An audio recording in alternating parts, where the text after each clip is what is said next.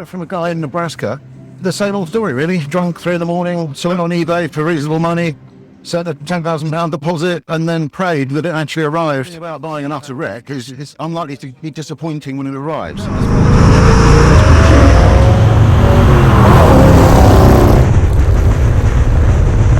You like the Corvette, don't you? Yeah, that's the Corvette. That's it.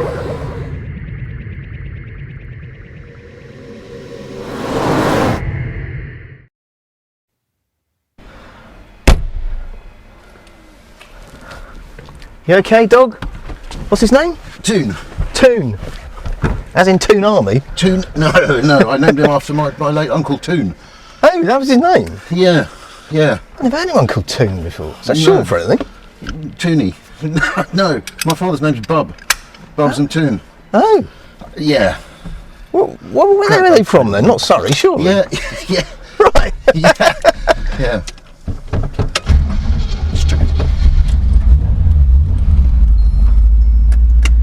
And you've obviously put a Tremec T55 It's a TKX, yeah, which is the same as a TKO, but in a smaller case, I think. I don't know how they do that, but it fits in here, and the only difference is you don't have the lift-up reverse, and it came with a nice little decal for the gate. It's Tremec, is it? It is Tremec, yeah. TKX. We got it from Silver Sport Transmissions. Right. And it's a fabulous box, really lovely.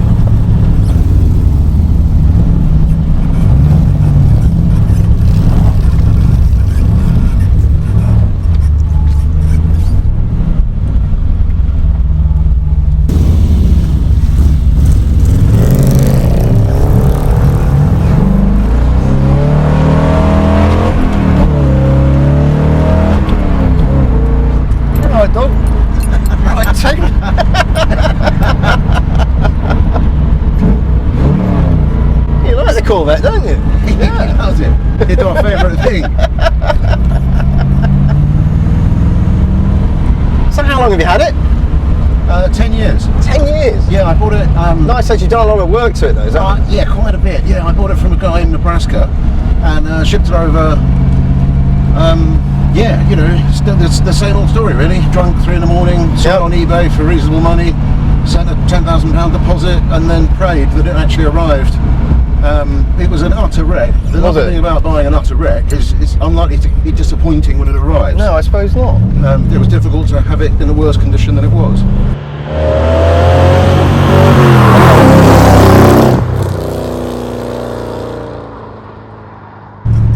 Yeah, so when I first built it, I did a sort of a standard, typical restoration with all original stuff. Yeah. But then I started driving it and realised that, what was optimal in the 60s in America is not perfectly suited to damp Scottish roads. No. So the first thing to do was the brakes. And it does have great big discs and 4-pot calipers. What, from a standard? Yeah, a standard, but it was non-power assisted and they were just rubbish. So now it's got some Wilwood 6-pots. Right. And they actually stopped the thing. And then the gearbox, I rebuilt the gearbox. The original 4-speed? Yeah, that's on a shelf in the garage now because again, it was when you're cruising at sort of the speed limit, obviously, you're doing sort of 4,000 revs. Right. So this has got an overdriven fifth, which you plug it in fifth, and you can cruise, and a few other little odds and sods, to make it a bit more usable.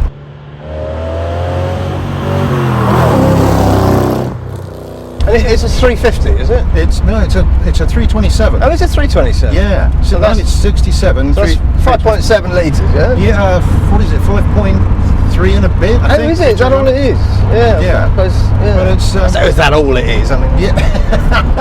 Yeah. But it's been on the rollers at well, I think it's not quite 300. It's 298 or something. What's it weigh? Do you know? 1 point. I don't know actually. Well, it doesn't feel like it weighs too much, Nick. Yeah, it goes okay. Yeah, it's nice. It makes a great noise as well, obviously. I know.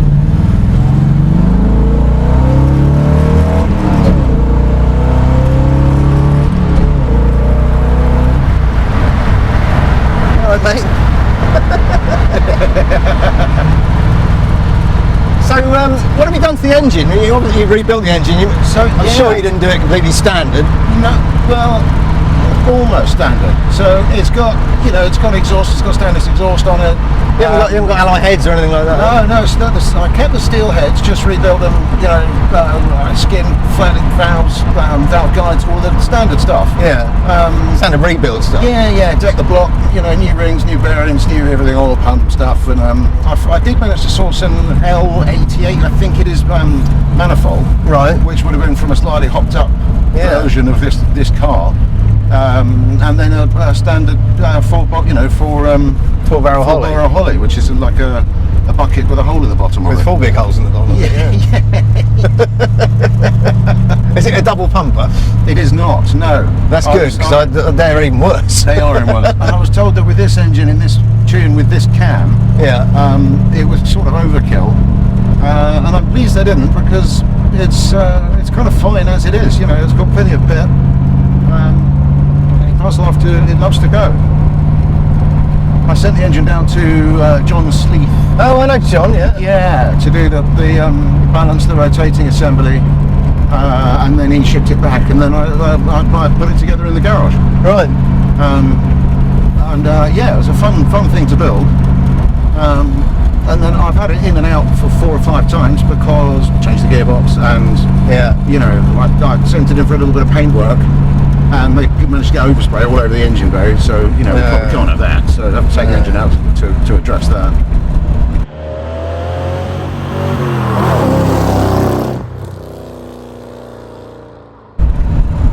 But yeah, I've been working on and off for 10 years, and I've only kind of finished it, if they are ever finished, this year.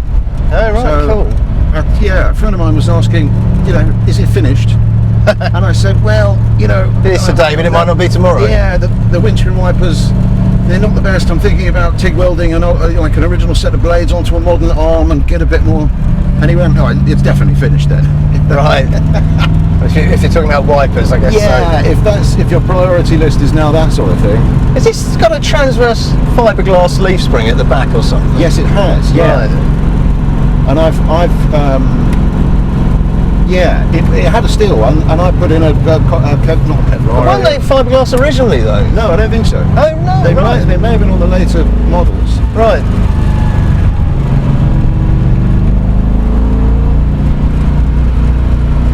But it's the same spec and like spring rate and stuff. They say, but it saves 25 kilos. Yeah.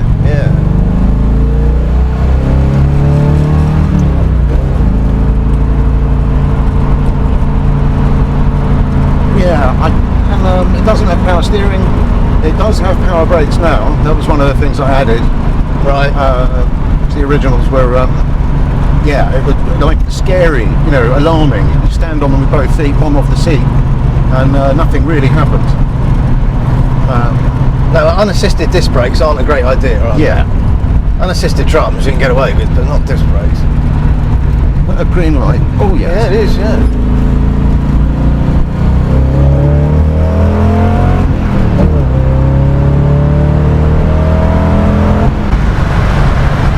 A bit of wind noise.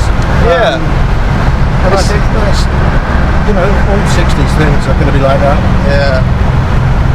Yeah, I've got a bit of wind noise now. I'm a 60s thing. It's a lovely airy cabin, isn't it? Yeah, it is. Yeah. I love the simplicity of it as well. But all the furniture on the doors is really cool as well. It's really nice little details. Yeah, right, Lee.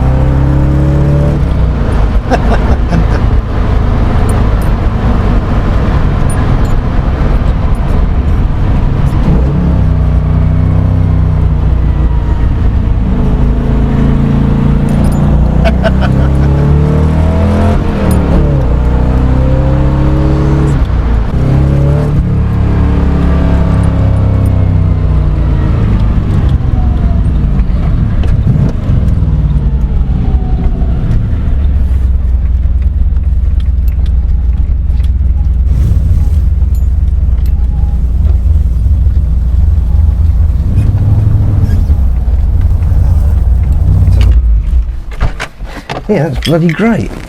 Yeah, it's a cracking thing, eh? Yeah, it's brilliant. Finally offered me a drive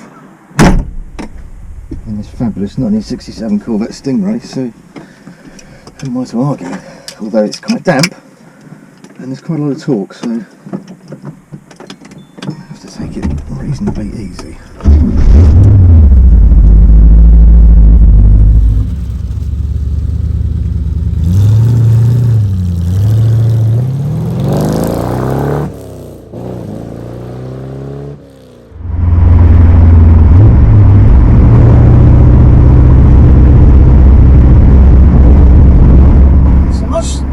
Less harsh ride than you might imagine.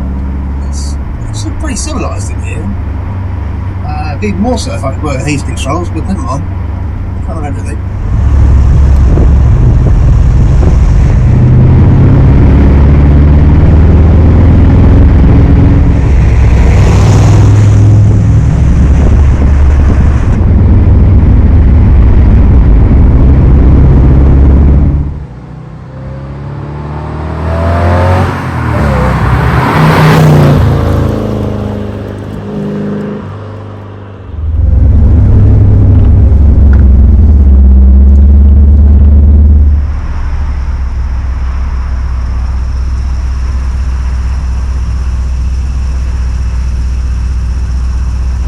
Nick, thanks ever so much. It was a pleasure, absolute pleasure. It was a pleasure for me as well. It's a fantastic car, and reminded me my pre-owney is obviously a lot better than that. Even more expensive. If you've liked this video, please like, subscribe and share it. Even if you didn't like it, please like, subscribe and share it. I mean, even if you hated it, please do that, because it means other people can hate it as well, and then you can be their friends. Please consider becoming a Patreon member as well. It costs from £2 a month, which is, well, it's not even a pickled egg on a stick, is it? These days? It's nothing. So, yes, Patreon, that would be lovely. You can follow the link below to do that if you're feeling generous, and we'd really appreciate it. Thanks a lot, see you next time.